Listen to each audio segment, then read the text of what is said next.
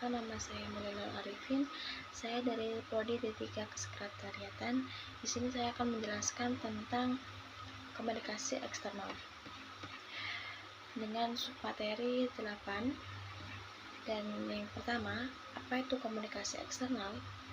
Menurut Ono Effendi, merupakan komunikasi antar pimpinan organisasi dengan khalayak luar organisasi.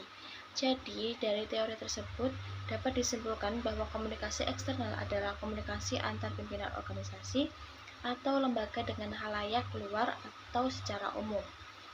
Pihak tersebut berada di luar organisasi atau lembaga yang bersangkutan. Dengan arti lain, merupakan proses komunikasi antar sebuah organisasi dengan pihak-pihak di luar organisasi. Sebagaimana diketahui bahwa keberadaan suatu organisasi pasti memerlukan bantuan, partisipasi, kepercayaan, dan kerjasama dengan lingkungan sekitarnya, baik dari organisasi lainnya maupun masyarakat umum. Selanjutnya, tujuan komunikasi eksternal bagi perusahaan. Yang pertama, menyampaikan informasi mengenai organisasi atau lembaga kepada sejumlah besar orang yang di luar organisasi.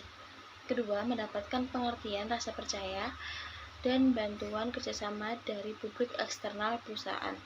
Ketiga, membangun citra perusahaan yang baik di hadapan publik. Keempat, menyediakan informasi dan komunikasi yang transparan kepada publik. Jadi kita juga harus menyiapkan informasi atau komunikasi secara sosial media ya, seperti WhatsApp, Instagram, Twitter, atau yang lain sebagainya. Dan terakhir, mengurangi kerusakan reputasi perusahaan selama krisis. Yang selanjutnya, manfaat komunikasi eksternal bagi perusahaan. Yang pertama, memperkuat hubungan dengan berbagai pihak eksternal seperti masyarakat, perusahaan lain, klien, pemerintah, dan lainnya. Kedua, membangun persepsi publik terhadap perusahaan dan produk jasa yang diberikan. Ketiga, memperoleh keuntungan kompetitif dengan membedakan bisnis dari pesaingnya, membuat menonjol di pasar, dan menarik lebih banyak pelanggan. Keempat, mengurangi resiko investasi dengan memperoleh keunggulan kompetitif dan mengatasi masalah yang mungkin terjadi. Dan kelima, mengembangkan dan mengoperasikan hubungan dengan pihak eksternal yang mempengaruhi perusahaan seperti pelanggan, investor, dan mitra.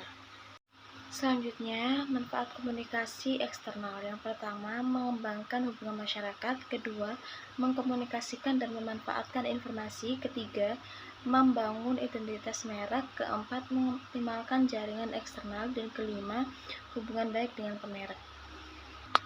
Yang selanjutnya adalah pola-pola komunikasi eksternal. Yang pertama, komunikasi eksternal antar kantor manajemen dengan konsumen, customer, pelanggan, atau pengguna jasa.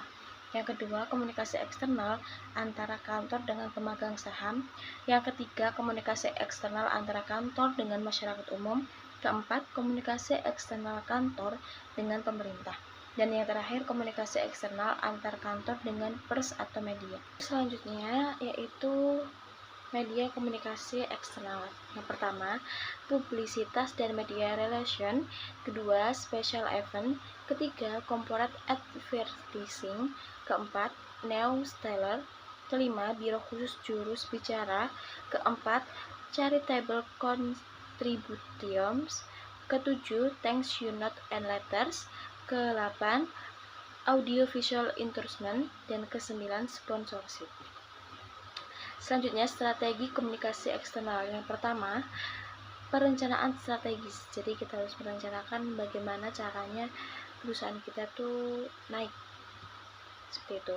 Kedua, pemilihan media yang tepat, kayak misalkan Instagram yang sekarang viral-viral dan TikTok misalnya. Dan ketiga, memanfaatkan media sosial. Jadi kita tidak membuat konten yang sangat-sangat menarik buat seorang tuh tertarik sama perusahaan kita. Dan yang selanjutnya, peran komunikasi eksternal. Yang pertama, membangun citra dan reputasi. Kedua, menjalin hubungan dengan stakeholder.